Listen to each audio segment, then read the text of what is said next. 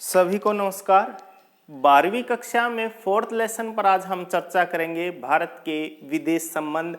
और आज की हमारी चर्चा का विषय रहेगा भारत की विदेश नीति और विदेश नीति के सिद्धांत क्या हैं। तो आपको पता है कि भारत की जब भारत आज़ाद हुआ तो उस समय देश के समक्ष बहुत सारी चुनौतियां थी। तो हमें विकास करने के लिए विभिन्न देशों के साथ संबंध स्थापित करने थे और इन संबंध स्थापित करने के लिए भी हमारे समक्ष बहुत सारी चुनौतियां थी, क्योंकि उस समय शीत युद्ध जो है चरम पर था। और शीत युद्ध के कारण हमारे समक्ष एक ऐसी चुनौती थी कि हमें किस गुट में शामिल हों, और उसको ध्यान में रखते हुए हमने किस प्रकार की विदेश नीति को अपनाया, उस पर हम विस्तार से आज चर्चा करेंगे।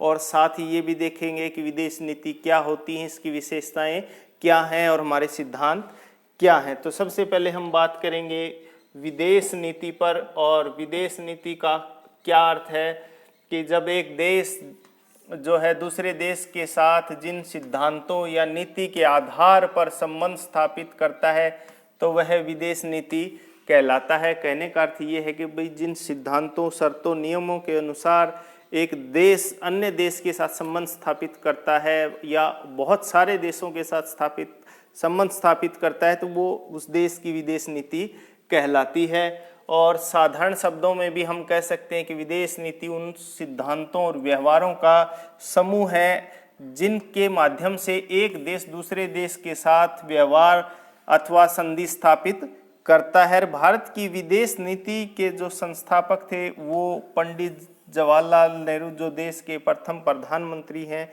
उनको माना जाता है।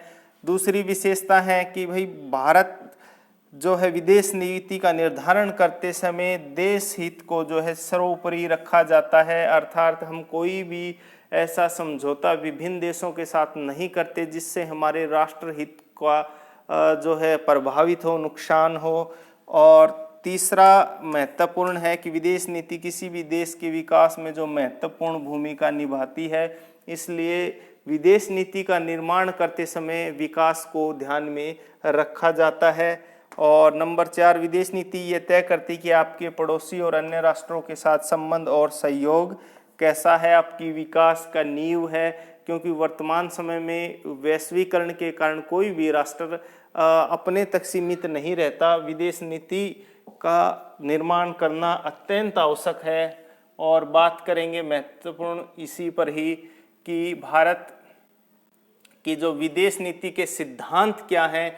तो सबसे पहला और प्रमुख सिद्धांत है गुटनिरपेक्षता। तो गुटनिरपेक्षता का अर्थ क्या होता है, हम इससे अलग वीडियो में काफ़ी विस्तार से चर्चा पहले कर चुके हैं। तो साधारण रूप से गुटनिरपेक्षता का अर्थ ये है कि जिस समय देश आज़ाद हुआ और दूसरा विश्व युद्ध समाप्त हुआ 1945 में, उसके बाद देश के विभिन्न जो राष्ट्र हैं, विश्व के विभिन्न राष्ट्र हैं जो दो गुटों में बट गए थे, अमेरिका और सोवियत संघ के पक्ष में। तो उस समय भारत ने दोनों गुटों में शामिल न होकर के एक अलग राष्ट्र हित को ध्यान में रखते हुए नीति अपनाई, उसको गुटनिरपेक्षता कहते हैं।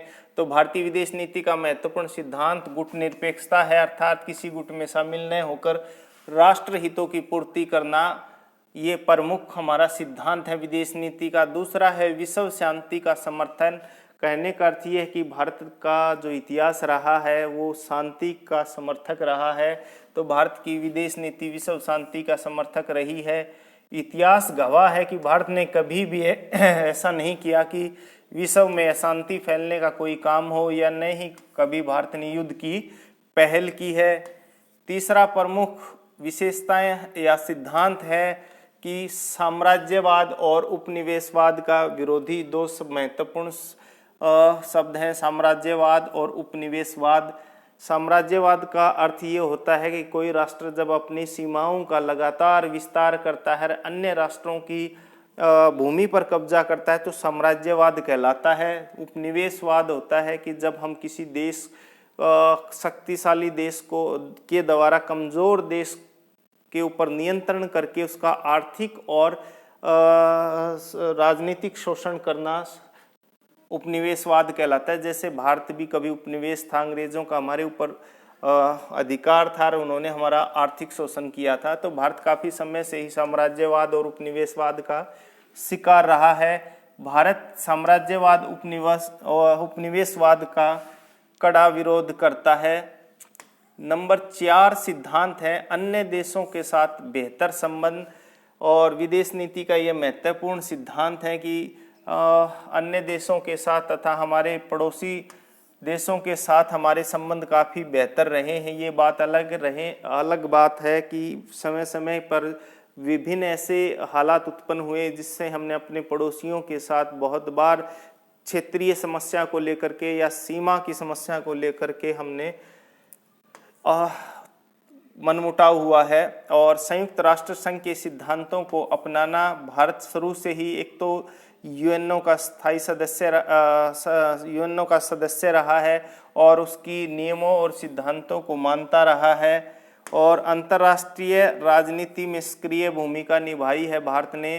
तो विश्व राजनीति में भारत की भूमिका अधिक है। भारत विश्व का सबसे बड़ा लोकतंत्र है। यही कारण है कि शांति, सुरक्षा और विश्व व्यापार में भारत की भूमिका काफ़ी अग्रणी है, काफ़ी सराहनीय है। 7वां सिद्धांत है क्षेत्रीय सहयोग को बढ़ावा देना। कहा जाता है कि जब भी आपको विकास की नींव रखनी है तो राष्ट्र के साथ पहले क्षेत्रीय जो है समस्याओं को सुलझा करके आगे विश्व की ओर ध्यान देना चाहिए।